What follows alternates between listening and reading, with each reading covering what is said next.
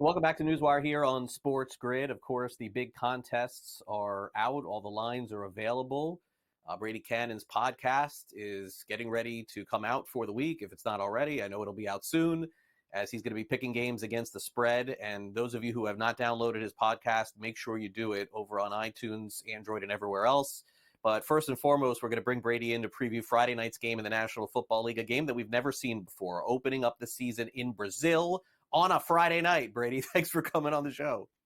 Yeah, we thought there'd never be Friday night NFL football. We thought that was always reserved for high school football, right? Yeah, But money talks, I guess.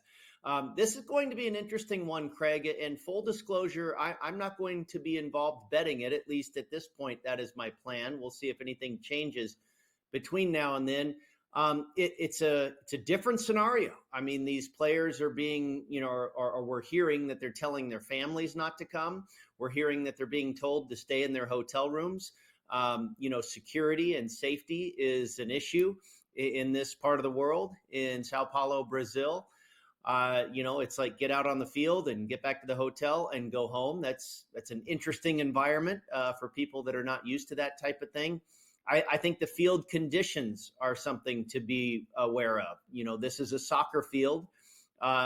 It's not used to being able to handle, 350-pound linemen, and, the turf might be a little slippery. We've seen that before when we've traveled to different parts of the world where they're not used to staging an NFL football game.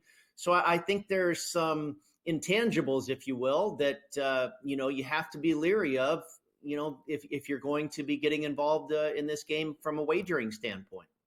Yeah, I think all those things are fair. All right, so Brady broke it down there. Let's just take a look at Jordan Love's passing touchdowns. We'll dive into a couple other topics, and then again, let's get into the contests for the week if you have any opinions yet. I don't want to ruin the podcast. That I don't want to do. But Jordan Love tonight, 2+ passing touchdowns is -1, or Friday night, -180 over on FanDuel.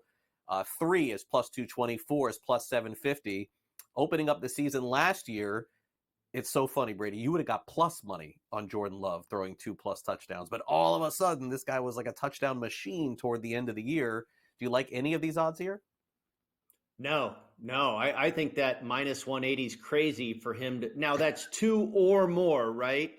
So it's not that he has to get to 3. 2, boy, that's still, the price is crazy. Should he throw 2 touchdowns? Probably, but that's a hefty price tag right there.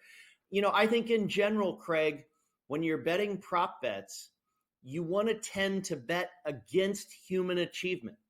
People want to see fireworks. They want to see Jordan Love throw for 4 touchdowns. They want to see Saquon Barkley run for 200 yards. But you're probably going to win more often than not if you're playing the unders and the nos, betting against human achievement, rather than, kind of betting on what you're rooting for and rooting for fireworks. I think this is going to be a really good game. I kind of feel the same way about the Thursday night, opening tonight in Kansas City as well. Both of these favorites are – Kansas City's more of a 3-point favorite, but with the Eagles – it opened up over the summer at like 1 or 1.5. It's gone. I think it ticked 3 for a minute. Now it's pretty much a consensus 2. At 3, I can certainly understand people liking the Packers. Less than a field goal, I like the favorite here. I think Green Bay's season win total is spot on. I think they're a 9 or 10 win team, and it's set at 9.5.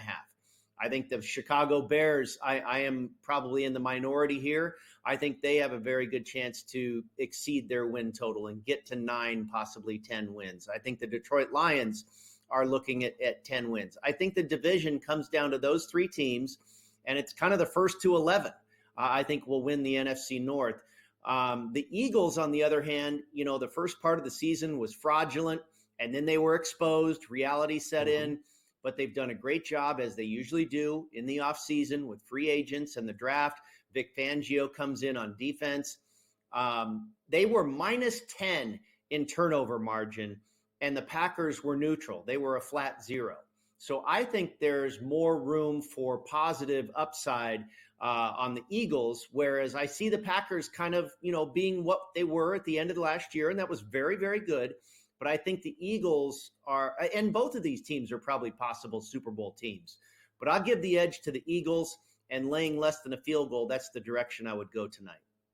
All right. Now, I've known Brady long enough that I can watch these interviews that I do with him, and I can sense how he feels about things. And my sense is Brady doesn't want to talk about any of these games today or tomorrow. He's got something else on his mind. He's got better picks to give. He's got better opinions to give.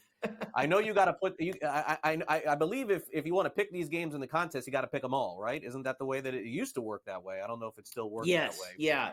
We have a rule, Craig, that we don't play Thursday games, and we're not going to play a Friday game because you have to submit all your picks. If you want to play one of these early games, and you've still got a couple days worth of information to build. Yeah, it doesn't make sense. So that being said, what should the contest picker at home, who's doing a contest with their friends in a pool somewhere, what should they be looking for? And maybe if you have any opinion early on these lines going into the weekend, which ones would you choose? Well, I'll tell you one good piece of advice that I learned a while ago. You're not necessarily playing the same games in the contest that you're betting on. First of all, there could be different lines. The contest lines, the Westgate Super Contest and the Circa Sports Million. The Circa Million lines come out in about an hour. The Westgate lines came out last night. Those lines are static. They remain set. So things could change in the live market. And maybe something happens in the live market where you say, oh, now that's to the point, that's to a number where I want to bet it. And it might not be a bet in the contest. The other side of that theory is when you're playing in contests, you kind of want to sometimes zig when everybody zags. And that's the way you move up the leaderboard. So Circa Survivor, the most obvious pick this week is going to be the Bengals.